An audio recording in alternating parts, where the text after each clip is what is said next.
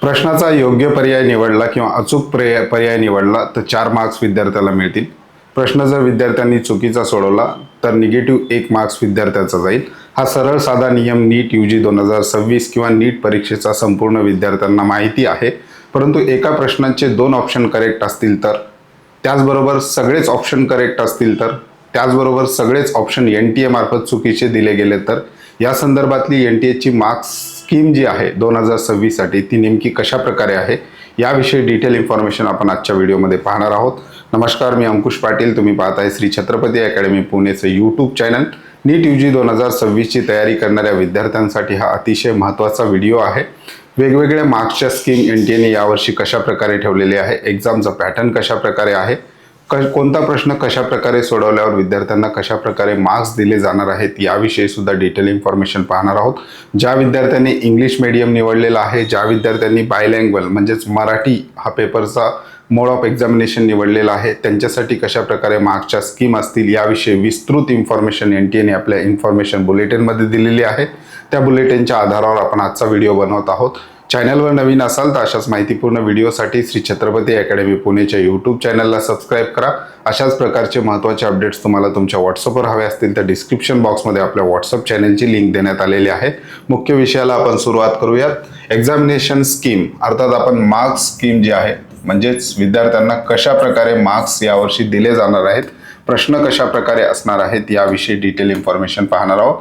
NEET UG 2026 according to NTAच्या information बुलेटिननुसार आपण विद्यार्थ्यांना कशा प्रकारे या ठिकाणी मार्क्स दिले जाणार आहेत याविषयी डिटेल पाहणार आहोत. सुरुवात करूयात. Syllabus of the test. Syllabus संपूर्ण विद्यार्थ्यांना या ठिकाणी माहिती आहे. NTAच्या किंवा NMCच्या ऑफिशियल वेबसाईटवर सिलेबसची PDF याच्या अगोदर सुद्धा विद्यार्थ्यांना NTA मार्फत देण्यात आलेली आहे. त्याच्यानंतर श्री छत्रपती अकॅडमी पुणेच्या ऑनलाईन पेड काउन्सिलिंगला सुद्धा सुरुवात झालेली आहे. ऑफलाईन पेड काउन्सिलिंगला सुद्धा सुरुवात झालेली आहे. नीट UG 2026 विद्यार्थ्यांचा फॉर्म भरण्यापासून ते ॲडमिशन होईपर्यंत संपूर्ण कोर्सेससाठी जर विद्यार्थ्यांना पेड काउन्सिलिंग जॉईन करायचं असेल तर हे आमचे कॉन्टॅक्ट नंबर आहेत. या कॉन्टॅक्ट नंबरला विद्यार्थी व्हॉट्सअप मेसेज करून आमच्या पेड काउन्सिलिंग सर्व्हिसविषयी अधिक माहिती त्या ठिकाणी घेऊ शकतात. कॉन्टॅक्ट नंबर आहेत 8080 36 45 45, 8080 74 45 45. या दोन्हीपैकी कुठल्याही एका नंबरला तुम्ही व्हॉट्सअप करून आमच्या पेड काउन्सिलिंग सर्व्हिसविषयी अधिक माहिती घेऊ शकता. पॅटर्न ऑफ द टेस्ट याची सुद्धा माहिती NTAने आपल्या इन्फॉर्मेशन बुलेटिनमध्ये दिलेलं आहे. बऱ्याचदा कोचिंग क्लासेस मार्फत विद्यार्थ्यांना पॅटर्न ऑफ द टेस्ट त्या ठिकाणी सांगितला जातो. कोणत्या विषयाला किती मार्क्स आहेत, कोणत्या विषयाला किती वेटेज त्या ठिकाणी दिलेलं आहे, टोटल किती मार्क्सचा पेपर आहे, ही जनरल माहिती संपूर्ण विद्यार्थ्यांना त्या ठिकाणी माहिती असते. Important point to be note, ही जी माहिती आहे ही विद्यार्थ्यांना माहिती असणं गरजेचं आहे.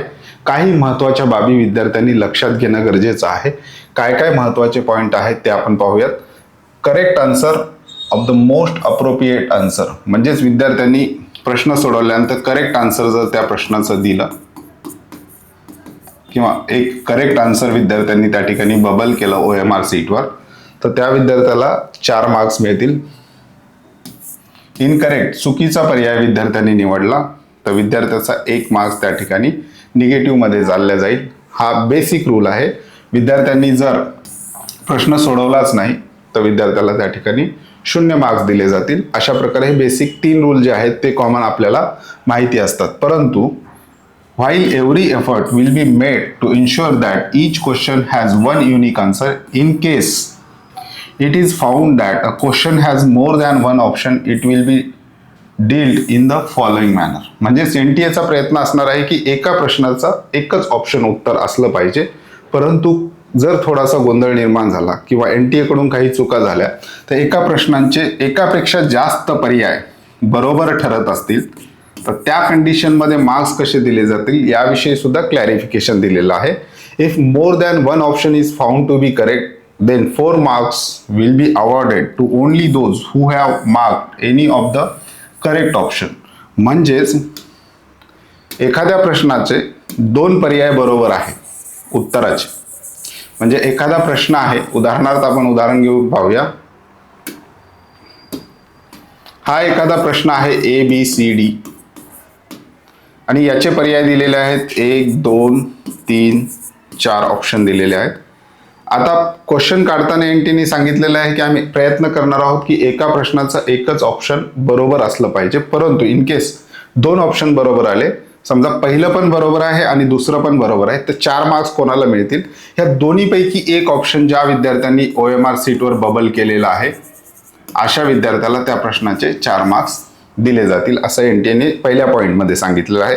सेकंड पॉईंटला जाऊया. If all options are found to be correct then 4 marks will be awarded to all those who have attempted the question. एखाद्या वेळेस असं होऊ शकतं, हा प्रश्न आहे, त्याचे 4ही पर्याय बरोबर आहेत. या कंडिशनमध्ये हा प्रश्न सोडवलेल्या विद्यार्थ्याला 4 मार्क्स त्या ठिकाणी दिले जातील. म्हणजेच एखाद्या प्रश्न आहे एनटीएने दिलेला, त्याचे 4ही पर्याय आपल्याला बरोबर आहेत, 4ही पर्याय करेक्ट आहेत, तर त्या कंडिशनमध्ये तो प्रश्न सोडवलेल्या विद्यार्थ्याला त्या ठिकाणी 4 मार्क्स दिले जातील.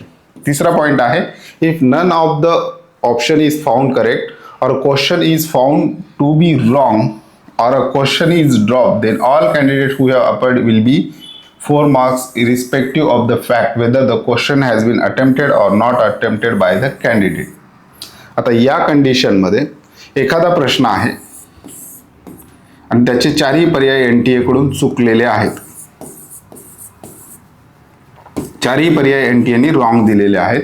या कंडिशनमध्ये किंवा प्रश्न चुकीचा एनटीएने दिलेला आहे, या कंडिशनमध्ये नीट परीक्षेला बसलेल्या संपूर्ण विद्यार्थ्यांना 4 मार्क्स त्या ठिकाणी दिले जातील. मग त्या विद्यार्थ्यांनी तो क्वेश्चन अटेम्प्ट करो अथवा न करो. वरच्या 2 जे केसेस आहेत या ठिकाणी विद्यार्थ्यांनी अटेम्प्ट करणं महत्वाचं आहे. म्हणजेच एखाद्या प्रश्नाचे 2 पर्याय बरोबर आहेत, तर दोन्हीपैकी एक सोडवलेला असेल विद्यार्थ्यांनी तर 4 मार्क्स मिळतील, किंवा एखाद्या प्रश्नांचे 4ही पर्याय बरोबर आहेत, तो प्रश्न विद्यार्थ्यांनी सोडवला असेल तर त्या विद्यार्थ्याला 4 मार्क्स मिळतील. परंतु एखादा प्रश्न एनटीए कडून चुकीचा झालेला आहे आणि एखाद्या प्रश्नाचे 4ही पर्याय त्या ठिकाणी बरोबर येतात, तो क्वेश्चन एनटीए ड्रॉप करू शकतो आणि संपूर्ण विद्यार्थ्यांना त्या ठिकाणी 4 मार्क्स दिले जातील. अशा प्रकारचे हे काही पॉइंट आहेत जे विद्यार्थ्यांनी लक्षात घ्यायचं आहे.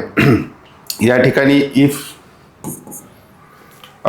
नन ऑफ ऑप्शन म्हणजेच तिसरा पॉइंट जो आहे, 4ही पर्याय एनटीए कडून चुकलेले आहेत, प्रश्नच एनटीए कडून चुकलेले आहेत, त्यावेळेस मात्र सगळ्या विद्यार्थ्यांना 4 मार्क्स दिले जातील असं एनटीए मार्फत सांगण्यात आलेलं आहे. Mode and duration, mode of examination आपल्याला माहिती आहे, पेन पेपर मोडवर आहे. ड्युरेशन सुद्धा आपल्याला एक्झामची वेळ सुद्धा माहिती आहे, 3 तासाचा पेपर तो होणार आहे. इथे काही स्कीम ज्या आहेत मार्क्स संदर्भात त्या महत्त्वाच्या आहेत. 13 भाषेमध्ये हा पेपर होतो आहे. नीट यूजीचा ॲप्लिकेशन फॉर्म भरत असताना विद्यार्थ्यांना भाषा सुद्धा विचारली की तुम्ही कोणत्या भाषेत पेपर देऊ इच्छिता.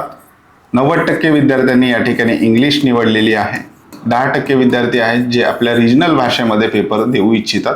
म्हणजेच महाराष्ट्र राज्याचा विचार केला तर 10% विद्यार्थी असू शकतात ज्यांनी मराठी ही रिजनल भाषा निवडलेली आहे. पेपर कसा येईल, ज्या विद्यार्थ्यांनी इंग्लिश निवडलेला आहे त्यांना कंप्लीट पेपर हा इंग्लिशमध्ये येईल. ज्या विद्यार्थ्यांनी मराठी ही भाषा निवडलेली आहे अशा विद्यार्थ्याला एका साईडला पेपर जो आहे तो इंग्लिशमध्ये येईल, त्याचंच ट्रान्सलेशन दुसऱ्या बाजूला त्या प्रश्नाचं मराठीमध्ये दिलं जाईल. म्हणजेच दोन्ही भाषेत त्याला तो पेपर मिळणार आहे. तर अशा प्रकारे एनटीएने सूचना केलेल्या आहे की candidate opting for English would be provide text book in English medium only. बायलँग्वेज निवडला असेल तर दोन्ही भाषेत तुम्हाला त्या ठिकाणी पेपर येणार आहे. आता इथे खालचे 3 पॉईंट जे आहेत मार्क्सच्या दृष्टीने ते महत्वाचे आहेत. In case of ambiguity in the translation of a question in the test, its English version shall be treated as final decision. म्हणजेच एखाद्या विद्यार्थ्याने मराठी निवडला असेल आणि एखादा क्वेश्चन आहे या साईडला इंग्लिशमध्ये दिलेला आहे आणि मराठीमध्ये तो क्वेश्चन ट्रान्सलेट करताना चुकीचा ठरला आहे किंवा मराठी ट्रान्सलेशन त्या प्रश्नाचं योग्य झालं नाही, ते चुकीचं ट्रान्सलेशन झालं. इंग्लिशमध्ये करेक्ट दिलेला आहे परंतु मराठीमध्ये भाषांतर करत असताना तो चुकीचं ट्रान्सलेट झालेला आहे. या कंडिशनमध्ये इंग्लिश जे आहे हे फायनल प्रमाण मानण्यात येईल. म्हणजेच इंग्लिश भाषेचा जो काही प्रश्न आहे हा करेक्ट मानण्यात येईल. ट्रान्सलेशन जरी चुकीचं झालं तर प्रश्न ड्रॉप होणार नाही. इंग्लिशमध्ये जो प्रश्न दिलेला आहे तो फायनल डिसिजनसाठी राखून ठेवण्यात येणार आहे असं एनटीएने सांगितलं. For the correctness of the question all the question papers the English version will be taken as final. पूर्ण प्रश्नपत्रिकेसाठी इंग्लिश व्हर्जन जे आहे, काही चुका झाल्या असतील तर त्याचं इंग्लिश व्हर्जनच त्या ठिकाणी बघितलं जाणार आहे. Candidate qualifying NEET UG 2026 will be eligible for all India and other quotas under the state government institute irrespective of the medium of question paper subject other eligibility criteria.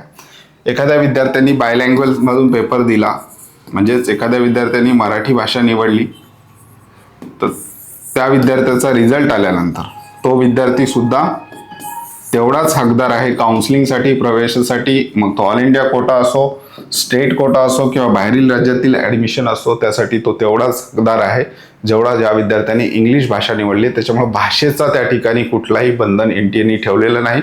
कुठल्याही भाषेत विद्यार्थी पाहिजे त्या भाषेत पेपर देऊ शकतो.